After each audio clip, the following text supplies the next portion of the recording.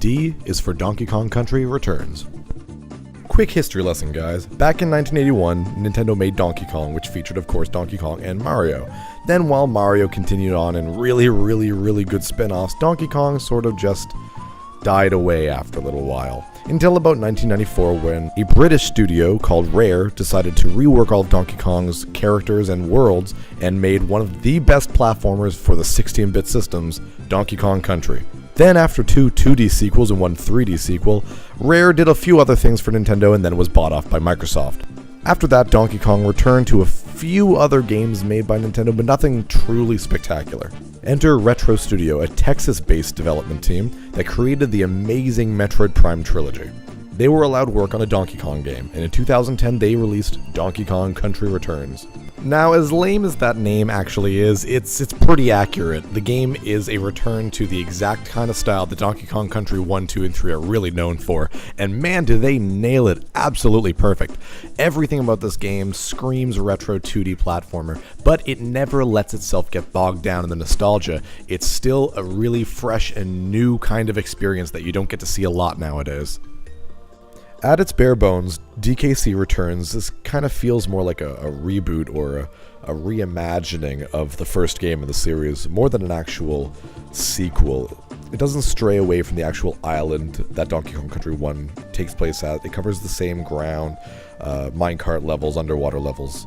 It doesn't really go all out with the crazy environments the way that Donkey Kong Country 2, 3, and 64 did, but again, that's not really the point of the game. Donkey Kong Country Returns simply returns to the original formula that made the original game just so good.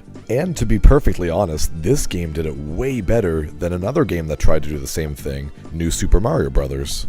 While New Super Mario Bros. Just felt kind of like a slightly better looking version of a 2D Mario game, this game really feels like an evolution in the Donkey Kong Country games. The worlds look vast and alive. They're not just a 3D world with a 2D plane. The environments always feel like there's always something going on, it always feels fresh, and while you do see a lot of the same kind of levels, no two levels feel exactly the same, and that's something you can't say about the New Super Mario Bros. Games.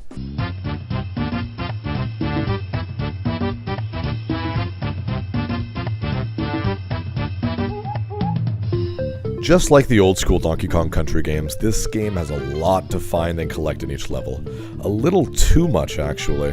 I found myself kind of foregoing most of the collectibles in the game other than the K, O, and G letters, only because they're the only things that actually unlock new gameplay aspects and levels, while the other collectibles are just there for, some extra artwork or whatever at the end. So for those people who just want to play everything in the game, you don't actually have to go out of your way to find like all 10 or 15 things in each level. Speaking of old school sensibilities, Donkey Kong Country Returns does not pull any punches when it comes to old school difficulty. The first 3 DKC games were very difficult, and this game goes out of its way to make sure you remember that. Unlike the New Super Mario Bros. Games that dumb down the difficulty for a wider audience, this one's meant for the old school hardcore 2D gamers of the day. And man, this game can get really frustrating. And there stems Donkey Kong Country Returns' biggest flaw. It's not the difficulty itself, because again, all the Donkey Kong Country games are difficult, but the old games were difficult in a way that if you died, you felt it was your fault, and you might get really frustrated, but it's the kind of frustration that would drive you to try again. This game, however, is frustrating because of one simple thing: tacked-on motion controls. And I can't believe that Nintendo, of all people, threw in tacked-on motion controls into one of its games, and that's so frustrating. Here's an example. In Donkey Kong Country 1, 2, and 3, you could perform the somersault by just pressing the Y button on the Super NES controller, and that's all it would take. But in Donkey Kong Country Returns, you have to shake the remote, and it causes more deaths than anything else. Nintendo broke the very first rule of motion controls, and that is don't replace something that could just be a button with motion controls. Legend of Zelda Skyward Sword, that needed motion controls. Metroid Other M, that needed motion controls. Flicking the controller just to make my character roll is not necessary. It doesn't add anything to the game. But really think about it. If that's the biggest problem this game has, that's pretty damn good. this game really doesn't have anything else for me to complain about, because it's just so friggin' good. Sure, it's a little difficult, but anyone who plays the old Donkey Kong Country games is gonna know that. And other than that, the game is just absolutely phenomenal from start to finish. It hits all the right nostalgic notes.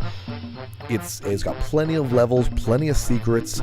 The game is absolutely fantastic. If you have a Wii, there's absolutely no reason why you don't pick this game up. So just go ahead, go out, and find it. Donkey Kong Country Returns was phenomenal, and by far one of the best games I've played from Alphabet Game-a-thon.